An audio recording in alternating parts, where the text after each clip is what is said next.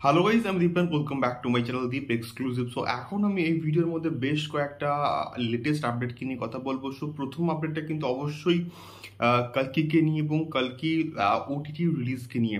তো বিষয়টা হচ্ছে এইটা, কালকির কেন যে কোনো বড় বড় প্রজেক্টের ক্ষেত্রে আমরা কিন্তু দেখেছি বড় পর্দায় রিলিজ হওয়ার ঠিক 3 সপ্তাহ পর, 4 সপ্তাহ পর বা ম্যাক্সিমাম 5 উইকস পর কিন্তু সেটা ওটিটিতে কিন্তু চলে আসে।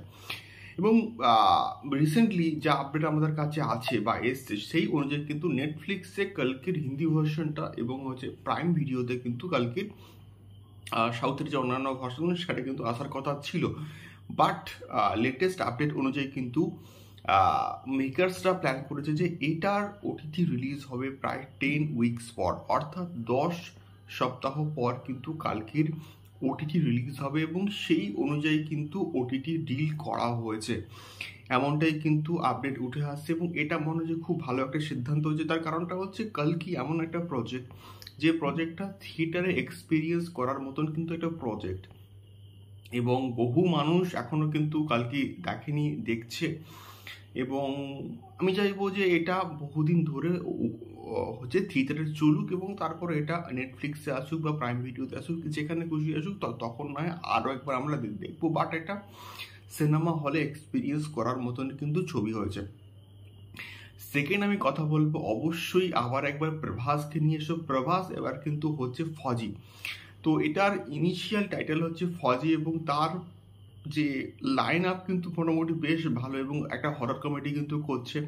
রাজা সাহেব যার ফার্স্ট লুক পোস্টার কিন্তু এসেছিল, এবং তারপরে তার সালার 2 কিন্তু আছে, এবং এবারে কিন্তু সে করছে হচ্ছে ফজি।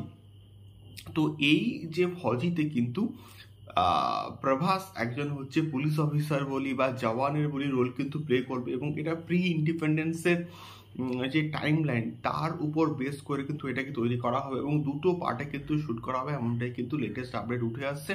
দেখা যাক এখানে প্রভাসের রোলটা কীরকম হয় বা প্রভাস এখানে কীরকম চরিত্র তার থাকে এই পার্টিকুলার প্রজেক্টের মধ্যে। দেখা যায় কেমন হয় প্রভাসের এই প্রজেক্টটা। তৃতীয়ত আমি অবশ্যই কথা বলবো অবশ্যই শাকিব খানকে নিয়ে এবং তার আপকামিং তার নতুন প্রজেক্ট তুফানকে নিয়ে। এবং তুফানে যে লেটেস্ট গানটা এসছে, সেই গানটা কিন্তু বর্তমানে 1.2 মিলিয়ন ভিউজ কিন্তু ক্রস করে গেছে, এবং এটাও সত্যি বলতে একটা রেকর্ড। মানে যে গানটা হয়তো অনেকের মানে অতটাও ভাল লাগেনি, সেই তুফানের যে গানটা, সেই গানটাও যদি 1.2 মিলিয়ন ভিউজ হয়ে যায় চরকি থেকে, তাহলে বুঝতে হবে যে সেই এই পার্টিকুলার গানটাকে নিয়েও বস মানুষের মধ্যে একটা ক্রেজ রয়েছে।